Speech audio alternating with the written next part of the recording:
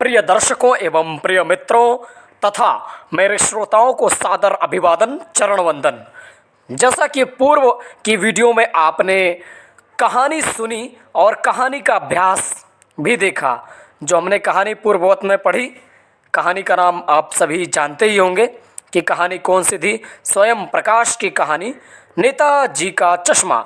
अब हम इसी श्रृंखला को निरंतरता के साथ आगे बढ़ाते हुए राम वृक्ष बेनीपुरी, ये बिहार के मूलतः रहने वाले हैं और इनके विषय में पढ़ेंगे और इन्होंने जिस प्रकार से जीवन में हिंदी के क्षेत्र में, हिंदी साहित्य के क्षेत्र में जो प्रमुखतः योगदान दिया है उसे भी जानेंगे।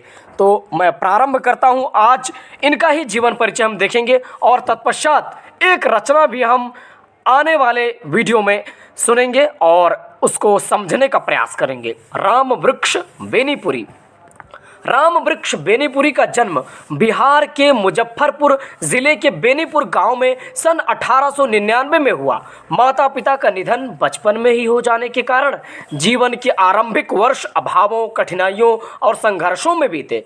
10वीं तक की शिक्षा प्राप्त करने के बाद वे सन 1920 में राष्ट्रीय स्वाधीनता आंदोलन से सक्रिय रूप से जुड़ गए। कई बार जेल भी गए। उनका देहावसान सन 1968 में हो गया।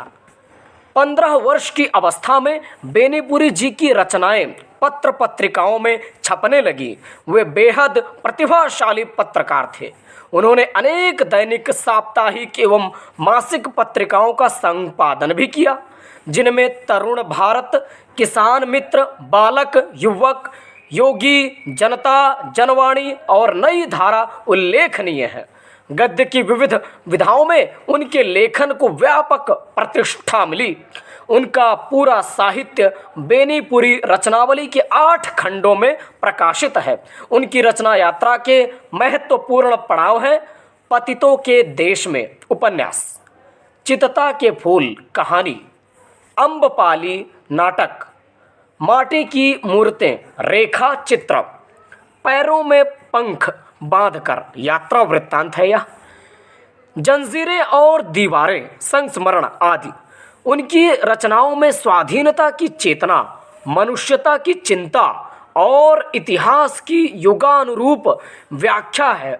विशिष्टतः शैलीकार होने के कारण उन्हें कलम का जादूगर भी कहा जाता है।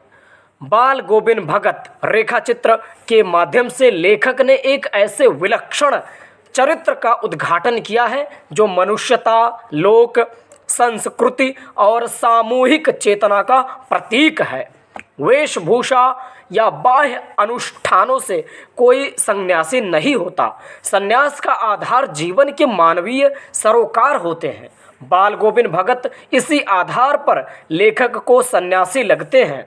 यह पाठ सामाजिक रूढ़ियों पर भी प्रहार करता है। इस रेखाचित्र की एक विशेषता यह है कि बाल गोविंद भगत के माध्यम से ग्रामीण जीवन की सजीव झांकी देखने को मिलती है। तो यहाँ पर हमने सर्वप्रथम देखा कि बाल गोविंद भगत के विषय में ये रचना है। अब हम इसको पढ़ेंगे आने वाली वीडियो में।